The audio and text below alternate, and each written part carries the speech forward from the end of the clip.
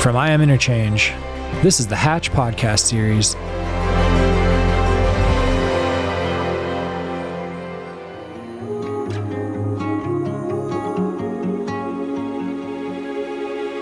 It seems now more than ever that we have found ourselves on the cusp of monumental worldwide change.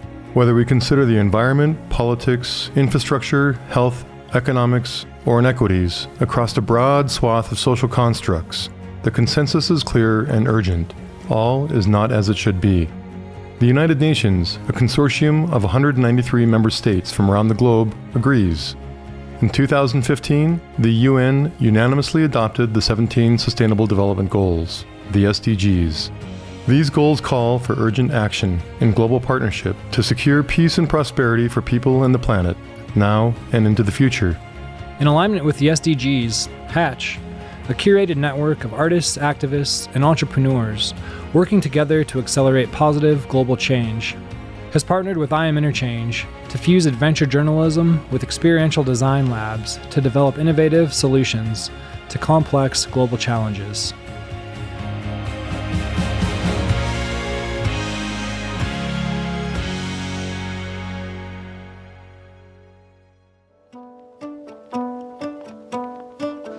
I'm Tate Chamberlin, and in this episode, I'm with Kristof de Spiegeleer and Sabrina Sadik of ThreeFold, a growing global partnership intent on building an open-source, peer-to-peer internet infrastructure that removes all forms of centralization from the global IT systems. Coined the People's Internet, ThreeFold's Web4 stateless and lightweight Zero OS has the capacity to revolutionize the internet as we know it, reverting the tool to its original intention and iteration, taking the power and revenue back from the chosen few and redistributing it to the many, and ensuring that your data, your digital twin, remains within your care and ultimately your control. We're a long way from home for this episode. Join me, won't you?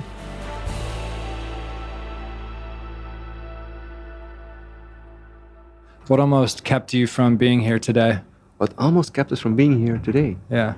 Well, with me. I think I can respond to that question. What almost kept me from coming to this trip was my daughter, I think, because she was having like kind of a tough time me leaving again for like a little while. And then I kind of explained to her that mommy's working on something very important and something that's for her future. And she was like, okay, well, have fun.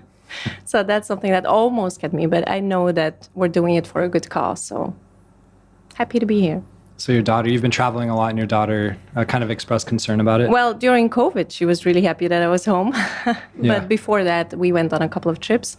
And she was younger, so she was fine with it. But now she's 6, and she's like, oh, you're leaving? Okay, right. And I can't come. And I was like, okay. You don't love me. You should bring her. She's so cute. I know. But, That's you nice. know, school and everything, so. School is overrated. True. Yeah. How about you, Kristof? What almost kept you? Well, nothing. I wanted to be here. I had to be here. It's all about your vision right now. Yeah, I had Yeah. to be here. It was all about making it happen and meeting all these lovely people of the community on the Nile, which I believe is very powerful. Even if we do it like 10 times every time we come back, it changes so much. So, Yeah, will you just help describe where we're at right now? So we are right now in Luxor on the Nile. And it's an amazing place because the Nile is, as we all know, is a very long river. And Luxor is like a rather male place. And this is a trip where we go from male to female, and female would be Aswan. And Egypt is this extremely interesting place where so many things from the past are being connected to the future. Yeah. It's also the throat chakra of the world, which means that it's a very good place to speak from and to bring new knowledge out there and meet like-minded people and experience crazy things with a lot of energy of the temples in the Nile. Definitely. I'm Tate Chamberlin. This is the Hatch podcast series. We've got Kristof and Sabrina in the building, and we're talking about ThreeFold on the Nile River. Thanks for being here. Thanks for having us. Indeed, thanks for having us. Do you remember the first time you logged onto the internet? Oh, yeah. Yeah, definitely. You do? Yeah. Okay, you Yeah. go first. Well, for me, it's not that long ago. I mean, but I remember the first time being like very shocked and surprised and like excited because I could chat to my friends who were normally I would used to see them only at school or when they come over, you know, playing on the street. But now we could like exchange information and communication and not worry about anyone else reading along. You know, when we were little, we were very naive, of course, and we were like, oh, it's just you and me here and we can talk. So things like MSN back in the day were really cool and really exciting. For me, it's a little bit before that, but it started with these old modems. Remember those? Yeah. 9,600 bits per second. That was like still with university, trying to dial out from your room, and then it was super slow. Yeah. So that was for me. But already then there were only a couple of thousand sites, so it was very, very limited. But it was beautiful. What's been your most impactful experience on the internet? Ooh, so many things. But oh la la. Well, I think for me the year 2000, because they predicted doomsday, right? Internet was going to crash. Y2K, all servers, I remember that. all servers were going to go upside down, and we just had a lot of big customers who were super afraid about what was going to happen. So we parked ourselves in the data center. We prepared for months about everything which could go wrong. And we were sitting there, still some of our ex-colleagues actually, in the data center, waiting and seeing what was going to happen. And then you know what happened? Absolutely nothing. That's right. So that was like a big bummer. And then we had a party afterwards. But that was you go for it for so long. Everyone was so panicking, and then it was nothing. Yeah. Yeah, but people made a lot of money off of doomsday prep kits. Definitely. Exactly. I remember that. I remember why there was like Y2K.com that sold your like prep kit, and I was like, they're making a lot of money. To me, like the most impactful thing, I think, in regards to the internet, is not really something that happened, but just a realization that I had all of a sudden, where I was like, this is getting a lot.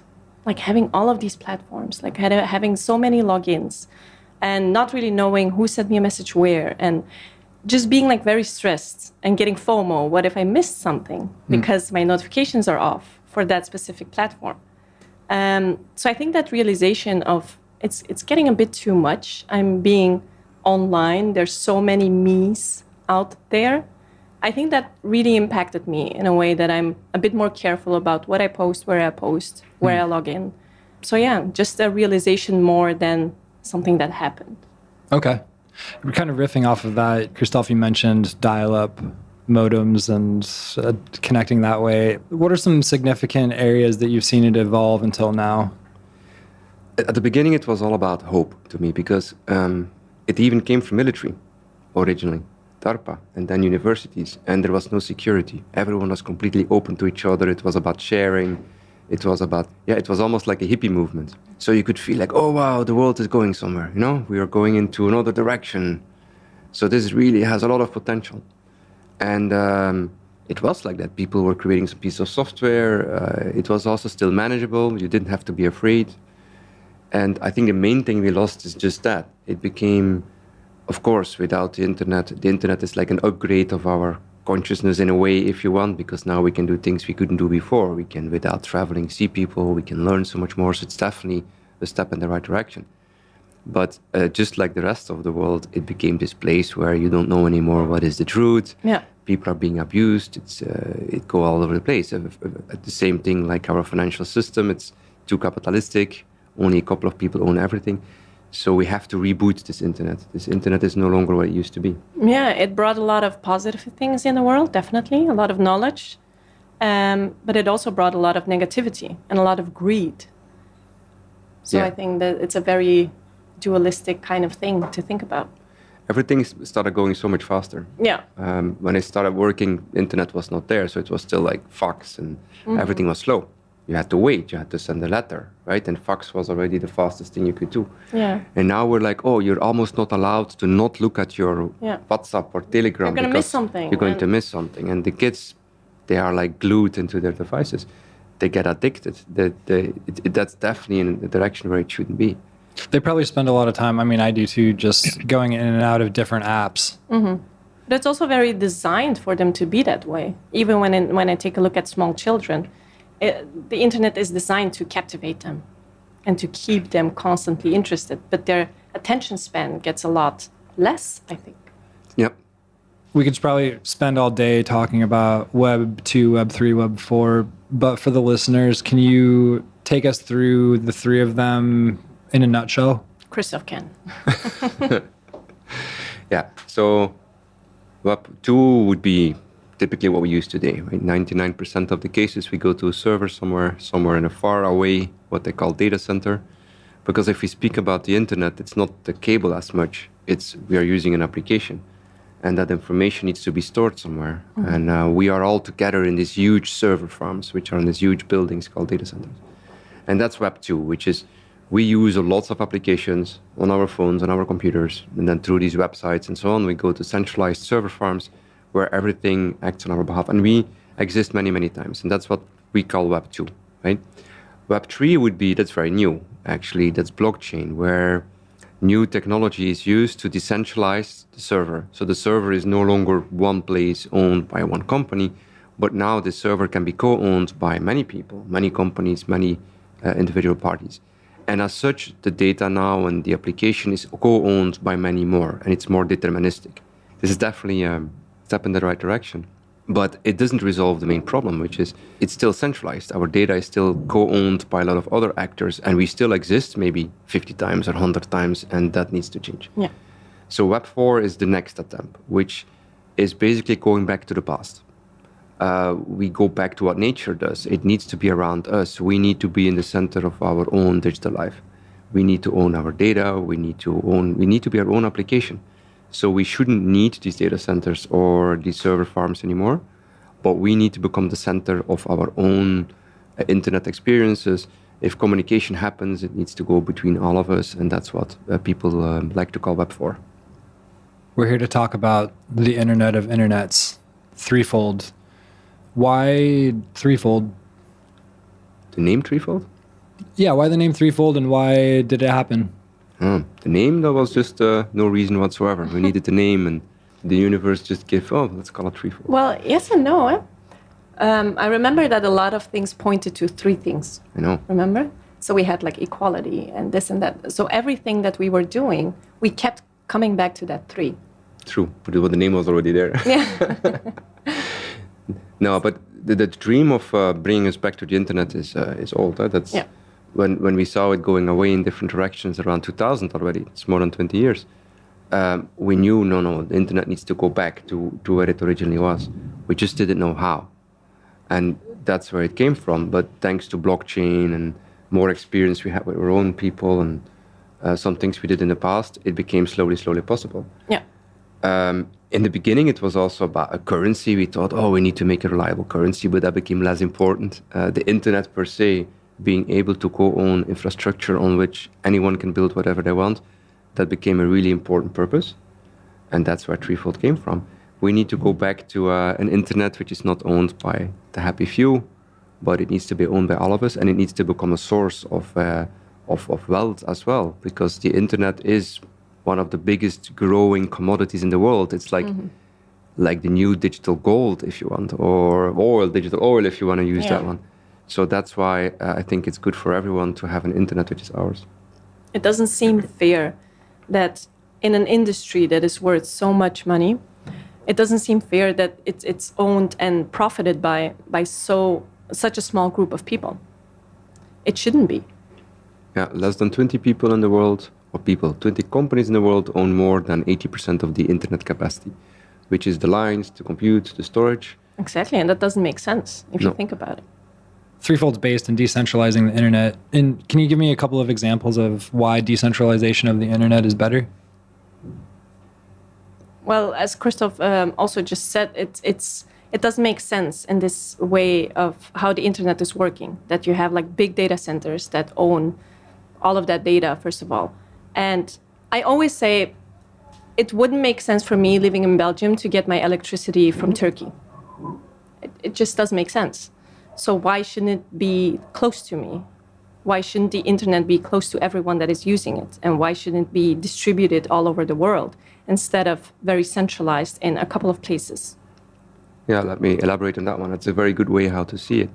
Because it's almost like electricity. Yeah? Internet is something, it's like energy. We need it to build our life with.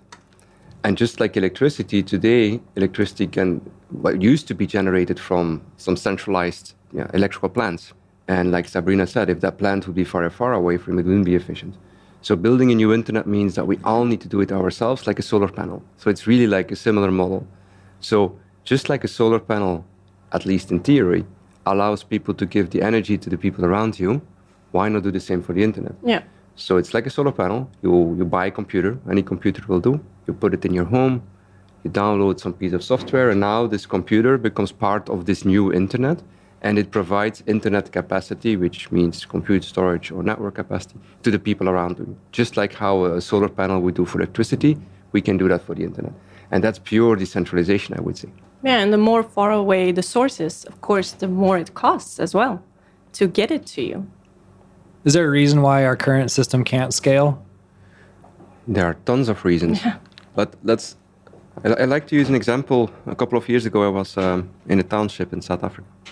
And there you have like 400 people sitting together in a very small area, right? They typically make between $25 and $50 a month. Guess what is the cost of their internet? Around $50 to $100 a month. So that clearly is not going to work. Not only that, there are very few lines going out of these regions. They need to go over satellite, or they go over these fiber lines over the sea. And everything they do, so even if people are living 50 meters from each other, if they communicate to each other, it needs to go to a data center in America or in Europe. And then it needs to go over these expensive lines, over satellite or over a fiber link, out of the country, come back. It makes it slow, so much more expensive.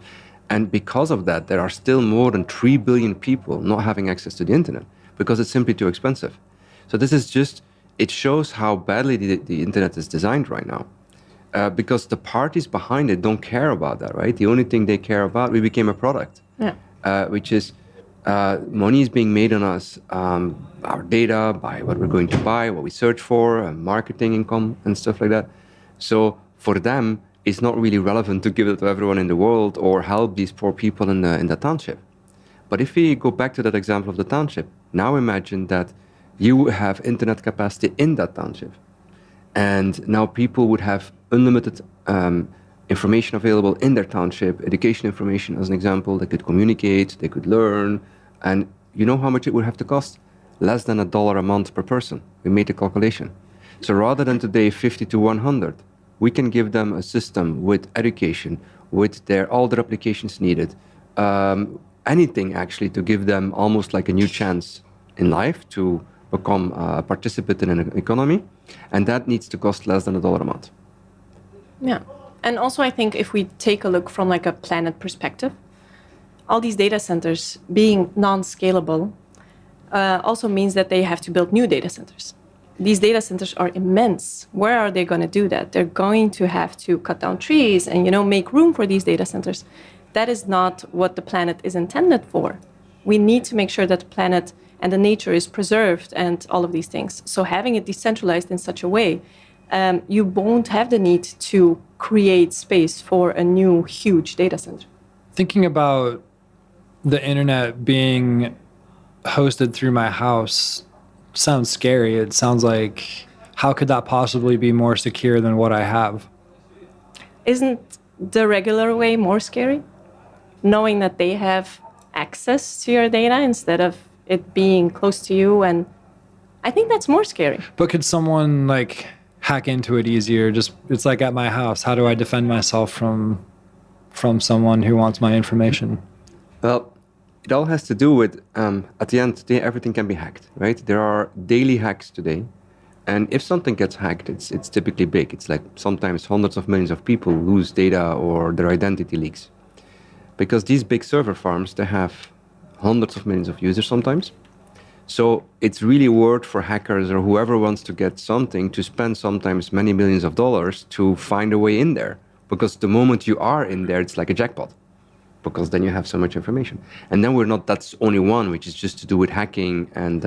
But of course, there's also everything to do with control. The fact that these parties make it their business model to see what you do and then use that information, which again leads to a lot of misinformation. You don't know anymore what to believe, not to believe. And manipulation, yeah. And manipulation. Sometimes it leads to even governments losing their seat. And so that's all obviously very bad. If that is back in your home, it's much more different.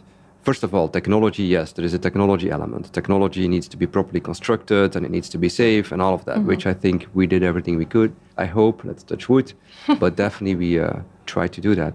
But separate from that, are you going to spend $1 million hacking into one home? Because then you just have one person. It still doesn't do anything. So it's by design much more secure as well. I see. And not only that, if you, let's say we are in the same place, we are in the same city, and or even the same compound, and we have a local network, because that's how we also deploy this internet. If you send a message to me, it doesn't leave our homes. It goes literally from your home to my home over a local network. So the hackers don't even see it. They don't have even anything to work with. So it's actually inherently much more safe than putting it in data centers. And if something gets corrupted or if one internet goes down, then the neighbors would still be intact. Well, the infrastructure we've built is by design redundant. So it doesn't matter if some homes go down or boxes go down or someone throws the box into the washing machine and that's all fine. That doesn't matter. So it's redundant by design, which is of course important. And also it's self-healing from like the storage mechanism is very, very cool. So even if there would be some piece of data, for whatever reason, get corrupted, the system would automatically detect it and repair it. Almost like in our brain, we had a tough night and the next morning our brain is already repairing everything which it needs to repair. A little bit the same thing. So it's a resilient, auto-recovering system, which is less needed maybe in a centralized data center, but we had to do it by design. Otherwise, this could never succeed. And when we say decentralized, we mean decentralized. So it's not that ThreeFold then has to fix it. No, the operating system does that itself. Yes. How much is the internet economy worth? Trillions. Trillions? Yeah. If it's free, then you're the product. How much is each person worth on the internet? It's a very good question. Let me first give you an official number that people say it's between $10,000 and $20,000 per year, which is kind of insane. No? Their data. But it's more than your data. It's because, they make money on you based on marketing, profiling, whatever that might be. Let's not forget intelligence is a very big source of income for these companies too, basically allowing people to get access to your information. That is, of course, part of all of that, but it's tens of thousands of dollars per person. Are you saying that intelligence companies would pay for access to the data? They do pay for access to the data. They do, and there is lots of proof of that. Definitely. And I've seen it with my own eyes also. No, that's for sure. There is another way how to look at it. And let's just look at a very small little fragment. So we were looking at let's take one island, Zanzibar, because there, by coincidence, I made that business case. Zanzibar is a rather small island, 1.6 million people, and it has a GDP about $1 billion, okay? If you look at what bookings.com, all of these sites being used for tourism, because it's a tourism island, for Zanzibar alone, it's more than $100 to $150 million per year going to these sites. This basically means that just for an island, it's a small island losing 10% of their GDP by not having their own internet. Wow. That kind of shows you that's a lot. And that's only for some tourism sites, right? We're not talking about anything else. This shows you how much money actually is being lost for countries. The internet right now is GDP negative for countries. And it's massive. We just talked about a little thing. But if you look at the data losing, going away, information, and the cost of the internet already, because for them the internet is sometimes 5 times more expensive than for us in a non-emerging country. Mm-hmm. And that obviously is not okay. So the internet is an incredibly big business. And bringing it back local into a country makes the internet GDP positive again for that country. And the cost goes down up to 100 times. What's the cost of implementing the internet in an entire country versus in a household? It's the same. It's a completely scale-out model. So there is no difference in price between 100,000 people or 10 million people because it's fully decentralized. People just add boxes and people can make their own cables. You can work together with the telecom company around because it works together with the existing internet cables, right? You can work with it. It's not like you have to throw them out or you still can use these cables we already have. It would be the same price, but typically the cost for providing a full-blown internet experience does not have to cost more than a couple of dollars a month. So we'll still use the same infrastructure of internet. It'll just decentralize it in a local level where the information will be decentralized as well? Well, yes and no. Basically, the connectivity, yes, but the internet is more than a connectivity. right? So connectivity, you can use the existing internet cables, or you can even create your own. It supports both. Today, as an example, in Germany, there are 45,000 homes connected just with their own cables, peer-to-peer, and the same thing in Spain. So we expect that in the future, more communities will build their own network infrastructure. Like if you live in a compound, you can have your own network infrastructure.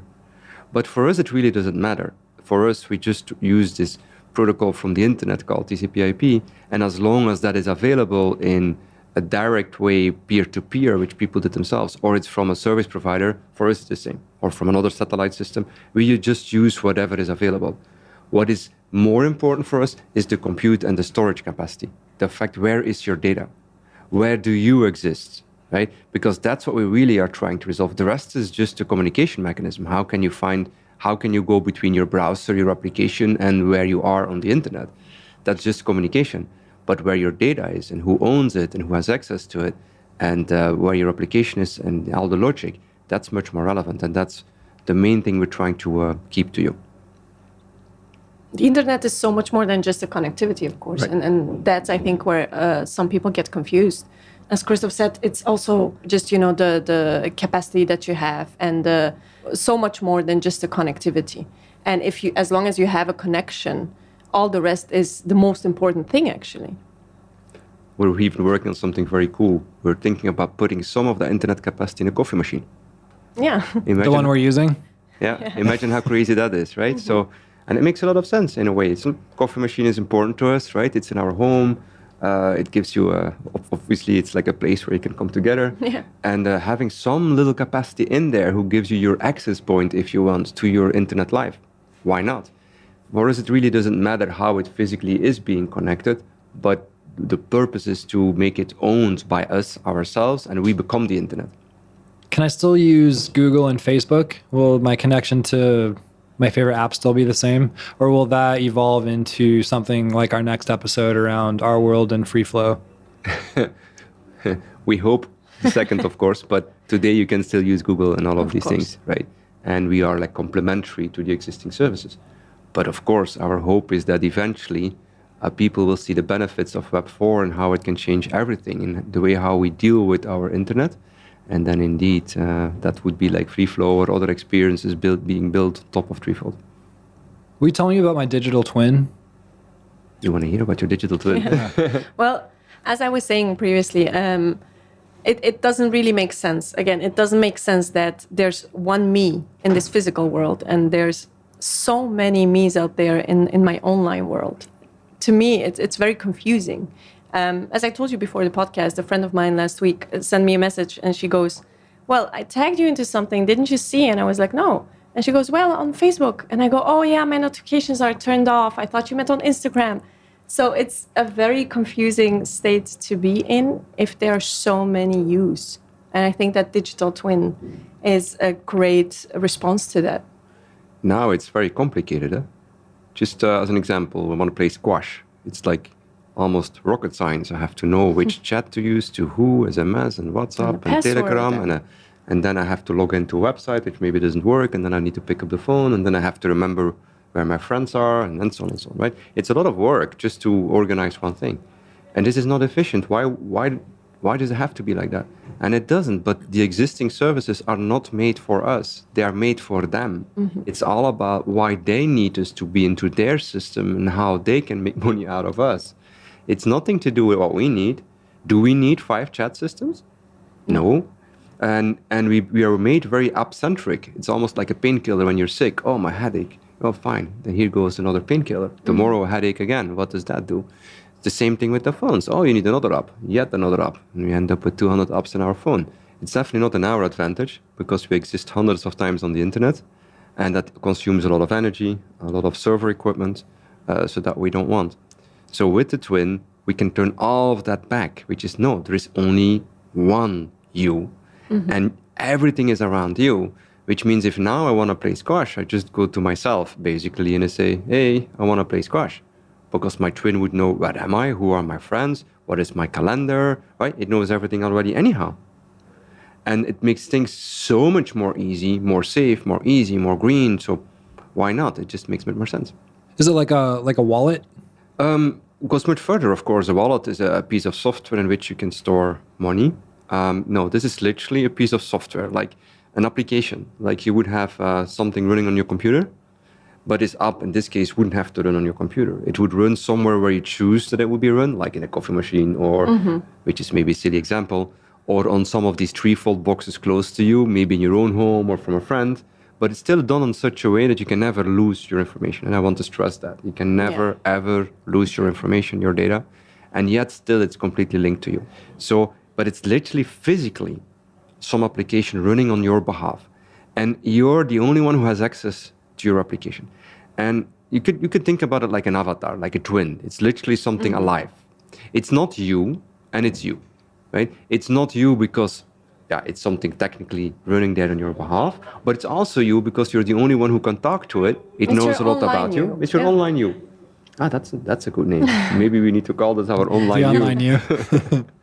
And it has the potential to disrupt so many things. Like in the airline industry, as an example, today you go to a website and you're being manipulated with services like Amadeus to get the most out of you from a money perspective. Again, with the twin, it would all be turned around. You would just tell your twin, oh, I want to travel to, let's say, Zanzibar again, and I'm willing to spend $500. And then the airline company could just do some sort of global query. Oh, my plane is only half full. Who would be interested to have a seat, right? Why would you need an Amadeus in the middle, which is not in our interest? And again, we come back to us being the product of all of these huge companies and organizations. But we need to turn it around. They should cater to our needs. We shouldn't cater to their needs. We should be able to say, okay, this is what I want. And then they offer us things. But in this way, we're really the product and we're doing whatever it is they want us to do.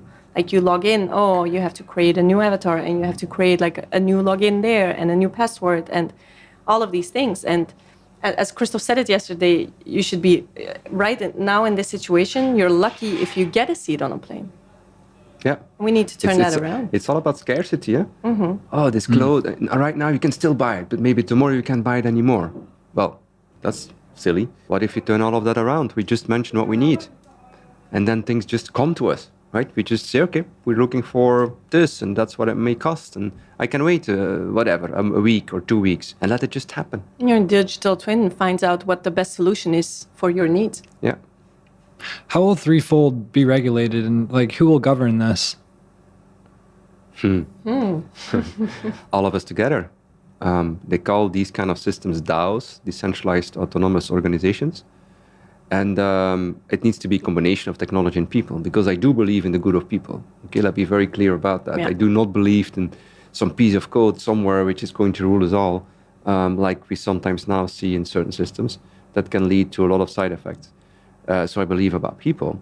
But together in a system where, we have to put knowledge in and some time in, and then together we can, we everything is transparent too, because it needs to be open source. We need to see what's going on, where it's going. And then each internet, because it's more than one internet, it's the internet of the internet, so you have many of them. So per regional internet, you have such a DAO, such an organization where maybe 1 million people together, right, can define their own digital future, like what pricing or how are we going to provide more capacity or whatever needs to be decided. There's a lot of mistrust out there, and trying to get someone to switch methodologies in life might be a trust issue for someone. How will you get people to trust you? I do kind of believe that people are starting to see the reality. When I take a look at, for example, Netflix, I think about 2 years ago, I could be mistaken, The Great Hack came out on Netflix. And a lot of people were shocked, but a lot of people were like, of course this happens. Things like this happen. So people are starting to realize this is not the way it's intended to be. And when I take a look at like my nephews and my nieces who are a lot younger than me, they're like 15, 16, and they choose not to be on certain platforms, which is very different than what I am doing and what other people were doing. The younger generation, I feel, has more of the understanding of, no, I choose not to be on those platforms because they have my data or because everything is too public or all of these things. So I do believe that people realize that there's a need for such a thing. There is a need, but also maybe not necessarily they all have to even know it in the beginning, because at the end, the systems today are not convenient.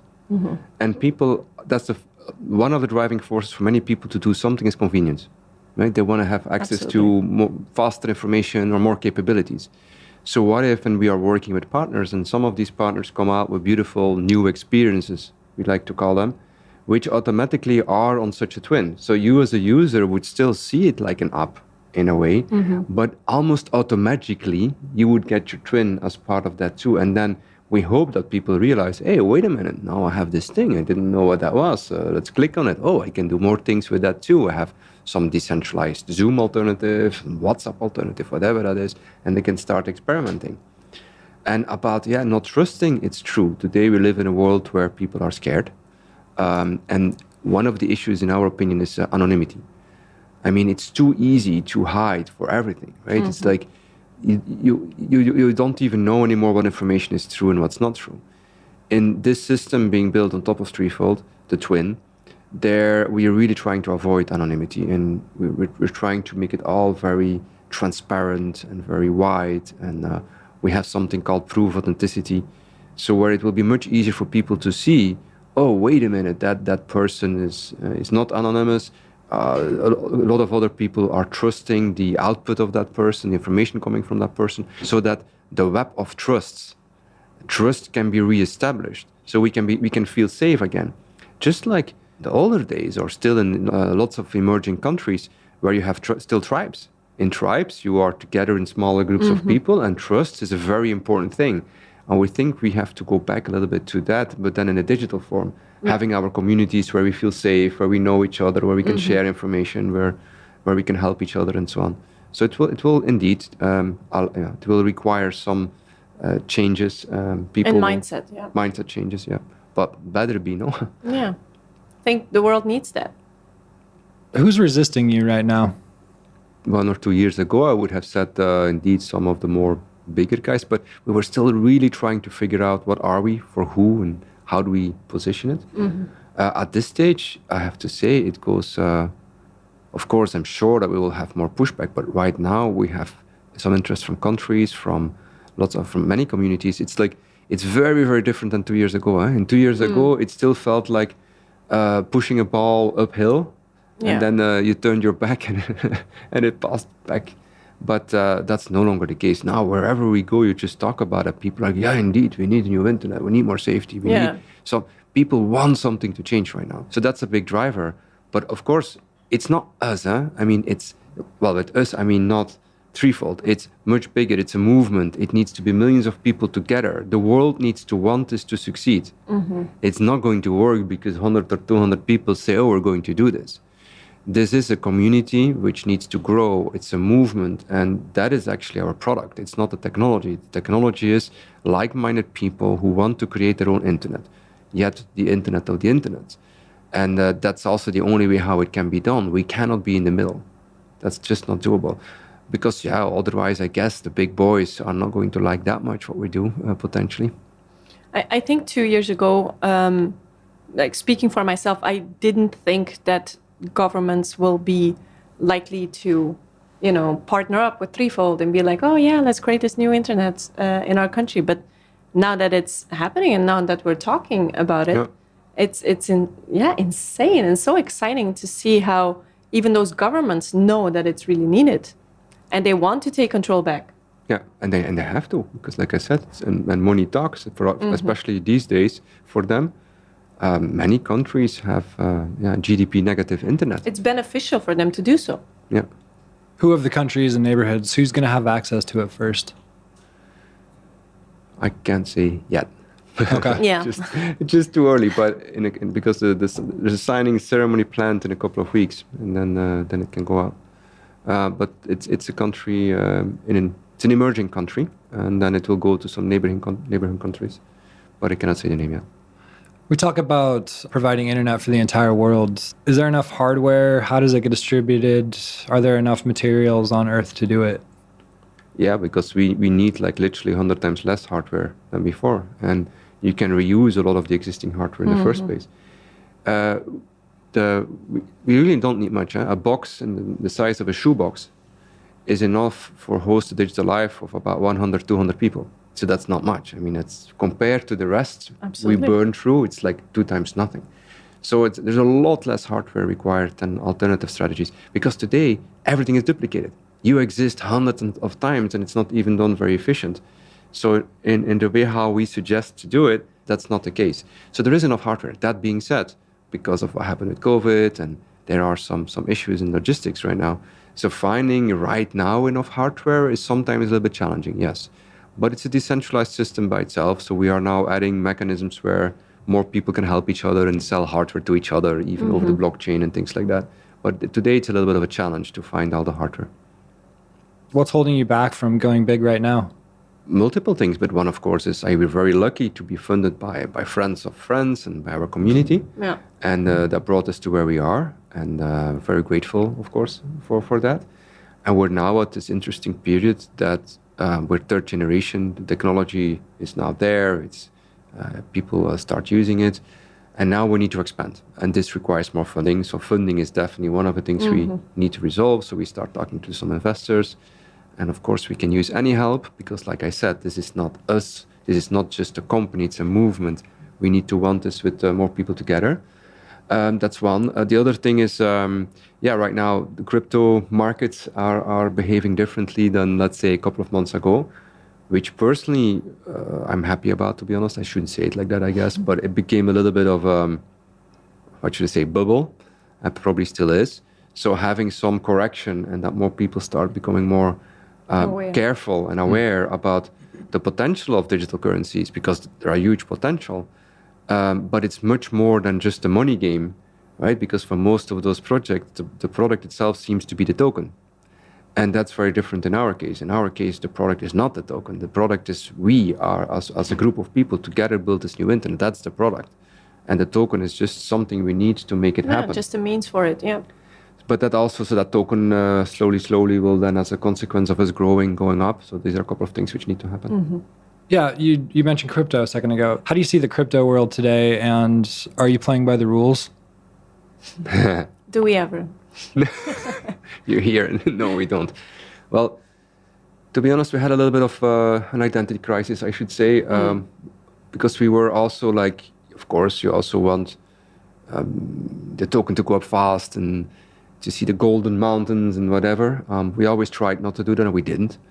But of course, sometimes we were like, God damn it. I mean, look at that project, and they're now so big, and they were growing. We have so much more. We have so much more, and why didn't it happen from us? And so we started talking to some investors also, but it didn't even work, and then someone told me, he's like, yeah, but Kristof, but you're trying to go to a certain community who expects a certain behavior, and you refuse to do that behavior. Well, if you're not going to play the game, why do you even try? It's simply not going to work. So that, of course, was very sound advice. And after that, we really changed that. So we're now, really coming unlucky, because now the token market cap is not that high yet. The potential is huge.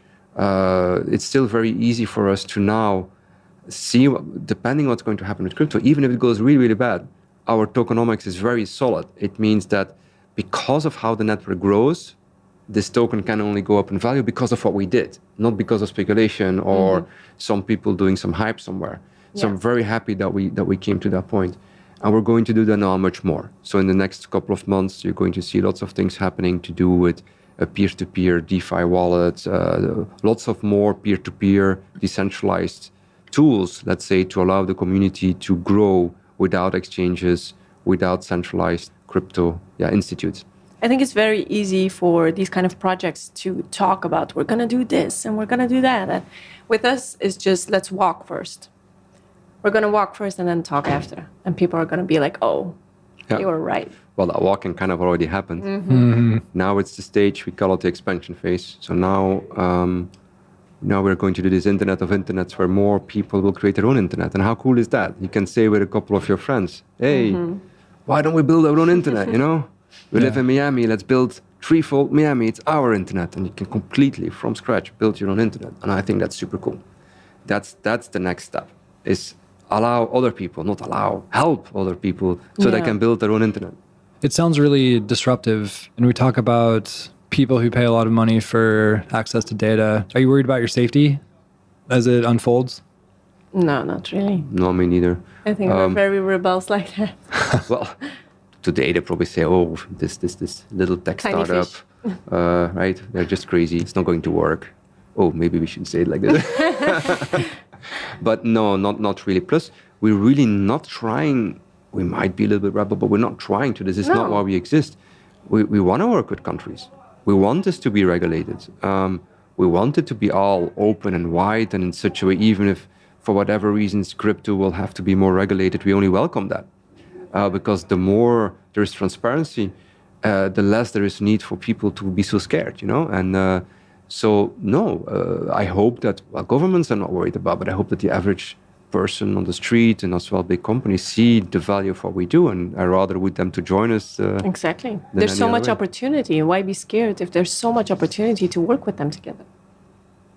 I see the vision. Is there anything you want to elaborate on? What's your big vision with it? The big vision is to change the world. Well, change the world is a little bit ego, isn't it? But because that's maybe not even up to us. But today there are too many people who barely have a chance even. Yeah. Back to that story of the township where there are still 3 billion people who don't have access to the internet. And the internet is just something like reading and writing so many years ago. So this is something which needs to happen. So providing a new tool set, which is owned by all of us, which allows us to be independent, free, and who allows us to do more with the heart as well. So we don't have to be scared. We can start trusting our peers again, because in a way there's a lot of moral degradation right now. What's happening out there is absolutely insane. I saw yesterday something which really, it got to me so much. I saw this little video somewhere on the internet, and it was about they were sending a bomb to a tank in Ukraine. And the music behind was like this very childish, happy, ding, ding, ding, ding, ding, bomb, 5 people dead. We are really amazing, we just we strong, Ukraine killed that tank. It's like, what are we talking about? Of course, it's all awful, but these were people in there. It doesn't matter where they came from. So there are a lot of these values seem to be gone because people are only bombarded with this negative information. Why can't we reboot some of that and say, no, we're going to build our own future, a future where we can be ourselves, where we don't have to be scared, where we don't have to pay for marketing, a future where interest is not needed, a future where there is no lock-in. Can you imagine how much more possibilities we would have? A future where we can find anything without even having to wonder if that information is right or not. And this is what we are doing and is happening. Because once you do it fully peer-to-peer in the way how we're planning, it's way more easy than how it's being done today. Because today it's so complicated with so many layers. What we suggest is not that complicated. It's much more easy. So to offer, to together create that new system in which we can be ourselves, that's like the big dream for all of us. Yeah, I think the world is very polarized right now at this time. And polarization often comes from not having the knowledge, not having the right information. And we do believe, and I think everyone can agree with that knowledge is power. And with that comes a lot of realization and a lot of, okay, this is the correct way to go. So I do believe that there's a huge need for this and that people will realize that, right now, as Kristof said, we're expanding and we need to expand and we have all the technology and we have the knowledge how to do it, and it needs to come from the people. So, whoever out there, whoever joins and listens, we hope you join in this movement, whether it's from like a technical part or from, a consciousness part. Well, there's actually something cool I can add to this, which maybe some people might like that. So one of the things we're going to do, I mentioned Zanzibar before, and where that came from, right? Which is that in Zanzibar, we're going to create a sort of location out of which we are going to create this new world. We're going to call it our world, which is, of course, ThreeFold technology, and we're going to invite a lot of partners who are going to build things on top. And we're actually looking to build a team there, where whoever would like to spend like 1 or 2 years in Zanzibar, which, by the way, is not the most awful place I've ever seen. It's extremely stunning, beautiful, healthy food. It's really incredible. And we're looking for like-minded people who are going to go there together with us for a couple of years to put all of that to work, because we have everything, together with partners. And we want to create a sort of like, school is maybe a wrong word, but train the trainer kind of program. So where people can come to find all the information they need, they can get inspired, they can get information, and then they can take it to another place and build that internet. So maybe someone is listening to this and said, oh, I would like to live a couple of years in Zanzibar. And someone's raising his hand. And I have something to add to this beautiful project. So let us know. I'm Tate Chamberlin. This is the Hatch podcast series. Kristof and Sabrina, thanks so much for being here. It's awesome being here on the Nile in Egypt with you. Thank you for having us. Thank you. Thank you for your questions. In a world where less than 20 companies own more than 80% of the internet capacity, manipulating content, stimulating consumption, and driving demand based on data that doesn't belong to them to the tune of trillions of dollars in revenue, what opportunity, ingenuity, invention, prosperity, and hope could be cultivated if the playing field was finally leveled? According to ThreeFold, the possibilities are immense. In the beginning, the internet was all about hope and creation, about sharing without fear, almost like a hippie movement. As the internet's capacity became fully understood, so too was the possibility for manipulation, violation, addiction, and greed. We need to be in the center of our own digital life, to be our own application, insists the Spiegeleer. We need to become the center of our own internet experiences. This internet of internets is a neutral digital space owned by millions across every country worldwide. Could offer a world where we are no longer the product, some commodity to be bought, sold, and controlled, but the avatars of our own destinies, digital and otherwise.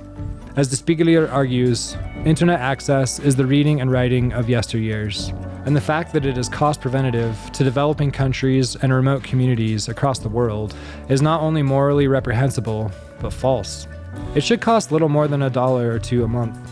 A decentralized internet provides that independence and freedom, reinstates trust, and offers power of autonomy through knowledge, not just for some, but for everyone.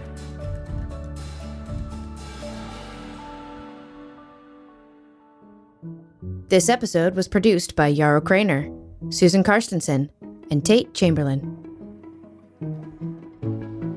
A shout out to our media and production team: Jessica Byerly, Allison Gregory, Kevin Hilton, Roy Chapman, Eli Kisko, Raymond Onsatagi, Sean Mackinson, Robert Edwards, and Mark Groner. A special thanks to Yarrow Craner, Jared Silverman, Pete Strom, Josie Caton, Eitan Shapira, Cassidy Seckman, Bryant Stersala, Rachel Hicks, Katie Yam, and Lou Morris. With so much gratitude to the Hatch supporters, Steelcase, the Kauffman Foundation, the Gwydion Fund, Envision Equality, the Hatch volunteers, board of directors, Hatch guardians, and the community who help make this work and mission possible. To learn more about Hatch, visit hatchexperience.org. Building community could not happen without food. And with that, I'd like to thank Whistle Pig Korean, Red Tractor Pizza, and Zocalo Coffee House. Do you have an issue that's riddled by gridlock in your community? Shoot me an email at tate@iaminterchange.org. That's tate@iaminterchange.org. Remember, share airtime and don't ruin dinner.